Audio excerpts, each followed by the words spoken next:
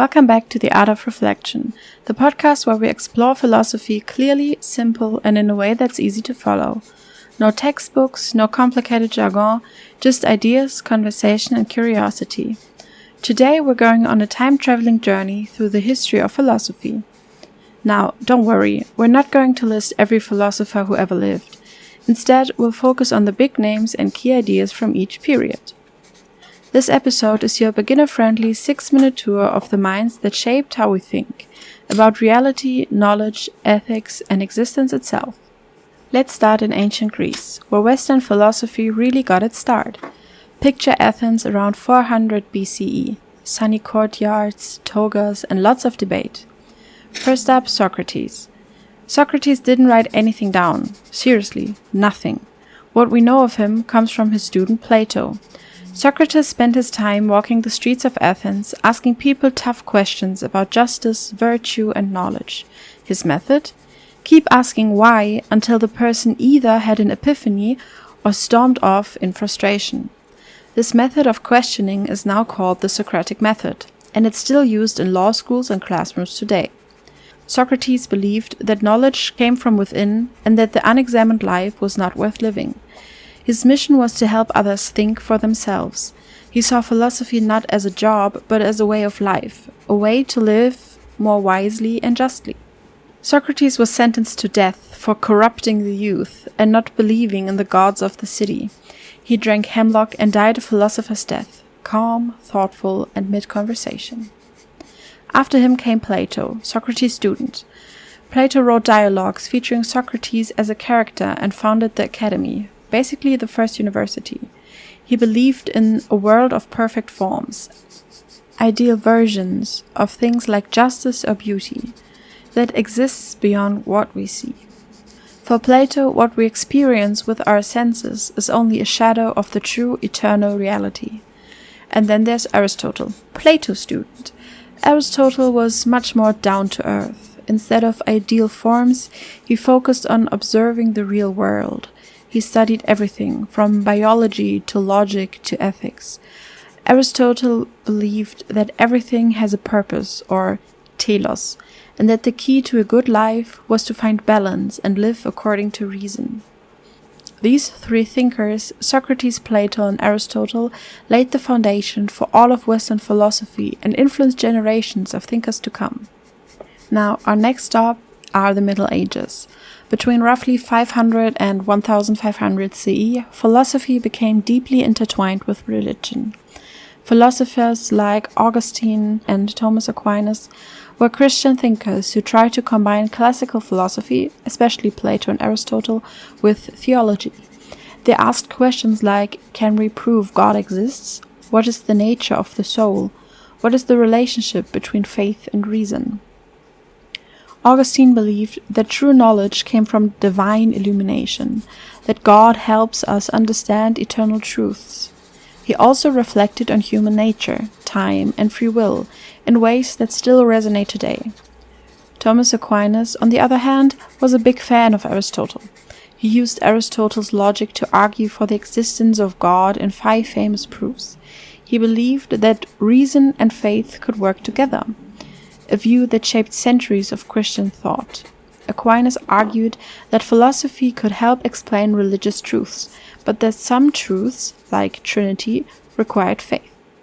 For a while, Aristotle's works were banned in some places because they were considered too pagan, but they eventually became central to Christian philosophy thanks to thinkers like Aquinas. The Renaissance and the scientific revolution brought huge changes, and philosophers started thinking in new ways. Humanism, science, and the idea of individual experience were on the rise. Enter René Descartes, the guy who said, "Cogito ergo sum," I think, therefore I am. Descartes wanted to find something he could be absolutely certain of. He doubted everything, even the existence of the world, until he reached that one fact.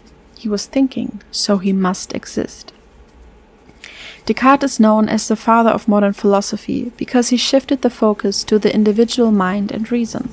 He believed in dualism, the idea that mind and body are separate substances. Descartes also tried to prove that the soul lived in a tiny part of the brain called the pineal gland. The theory didn't quite hold up, but hey, points for creativity. This area also includes John Locke, who argued that the mind is a blank slate at birth and that knowledge comes from experience. And then there's David Hume, who questioned whether we can ever truly know cause and effect, or even trust our senses. These debates laid the foundation for modern science, psychology, and epistemology. Now we get to Immanuel Kant, a major figure in the 18th century philosophy. Kant tried to bridge the gap between rationalists like Descartes and empiricists like Hume. He argued that while all knowledge starts with experience, our minds actively shape that experience using built-in structures like space, time, and causality. Kant also revolutionized ethics. He is said to have developed deontology, the ethics of duties. He believed that moral actions aren't about consequences, but about whether they follow a principle you'd want everyone to follow. Kant was so regular in his daily walk and his daily routine that people in his hometown allegedly set their clocks by him. Meanwhile, philosophers like Georg Wilhelm Friedrich Hegel explored history, freedom, and the development of ideas over time. Karl Marx, inspired by Hegel, focused on economics and power. He argued that philosophy should change the world, not just interpret it. Fast forward to the 19th century, and we meet Friedrich Nietzsche, the philosopher with a hammer. Nietzsche questioned morality, religion, and truth itself. He's famous for proclaiming that God is dead, not literally, but as a way of saying that traditional values were losing their power in modern society. Nietzsche challenged the herd mentality and promoted the idea of becoming your own person, the Übermensch or overman, who creates values instead of just following them. His work inspired existentialists like Jean-Paul Sartre and Simone de Beauvoir, who explored freedom, choice, and what it means to live authentically in a world without clear meaning. In the 20th century, philosophy branched out into two major directions. Analytic philosophy, mostly the English-speaking world focused on logic, science, and language. The main philosophers were Bertrand Russell, G.E. Moore, and Ludwig Wittgenstein. The other direction is continental philosophy, very popular in Europe, and it dealt with society, power, and meaning. The main philosophers in continental philosophy were Michel Foucault, Jacques Derrida, and Hannah Arendt. They questioned how structures of power shape knowledge and identity. And that concludes our whirlwind tour of philosophy. From Socrates' street debates to Kant's rules of ethics to Nietzsche's hammer, we've only scratched the surface. But hopefully you now see how rich and fascinating philosophy really is. If anything today sparked your curiosity, follow The Art of Reflection for more episodes where we dive deeper into big ideas. Thanks for listening, and as always, keep questioning, keep thinking, and stay curious.